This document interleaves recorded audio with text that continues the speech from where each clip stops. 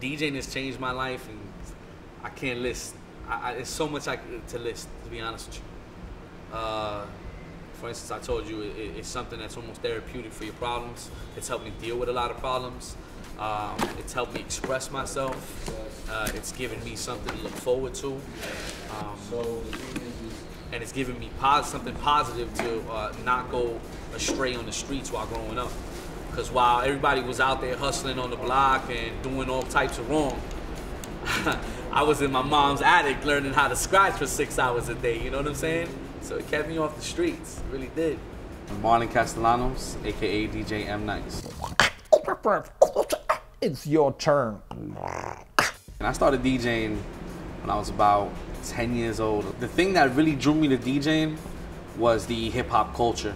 Watching it on Ralph McDaniel's TV, watching all the DJs in the music videos, and above all else, watching my older brother DJ with his friends in the attic.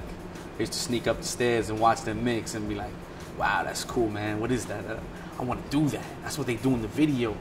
Born and raised, I grew up in Jamaica, Queens. The good part about growing up in Jamaica, Queens is the culture. The bad part, well, we all know the streets in New York can be a little tough sometimes. So basically, around the late 90s, I was heavily into DJing. And I was well on my way to really making that career, really doing what I loved. That was my passion, that was my art. It's everything I wanted to do. September 11th rolled around and hit close to home. As a child, I didn't know what DJing was. I knew what the military was. I knew it from the movies. I always wanted to be a soldier. So I joined the military and everything else was history. Coming back to New York City, the game was completely changed. So I really had to up my game and catch up with technology. To be honest with you, I wish that I had consoles and computer programs when I started, because I had to learn the hard way. DJConsole RMX2. Right off the bat, first thing I noticed was these pads right here, and it really automatically caught my attention. Any DJ who makes their own remixes and stuff like that likes having a pad that they can use to sample and do different things with. So automatically that caught my attention right then and there. And the sample pads, I'm like, oh man, that's gonna be great. You know, oh, I have that right then and there. And then everything I could do with, let's say my CDJs, I could do here. Another thing I liked about it, believe it or not, is the casing. It's not plastic. One thing I like is that it's made out of this material that seems very durable.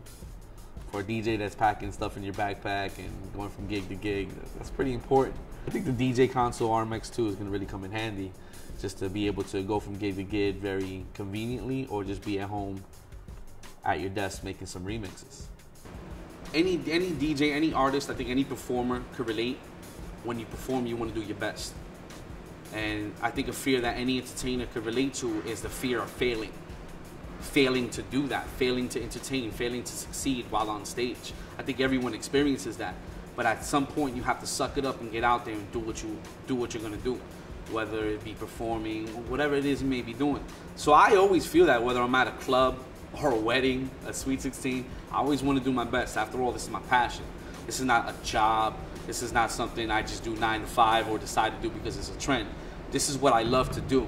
And if I'm not doing my best at it, then there's really no reason to do it, because it's my passion. Someone who plays the guitar as a passion, when they want to play as nice as they can. Why? Because that's what they love to do. And that's how I feel when I get up there. I do have that fear of, am I going to mess up? Am I going to, is my computer gonna crash? Is my turntable not gonna work? Is my needle gonna break? Is the crowd not gonna feel when I'm playing? But at the end of the day, you suck it up, you get out there, and you just do what you love to do, and it all just falls into place.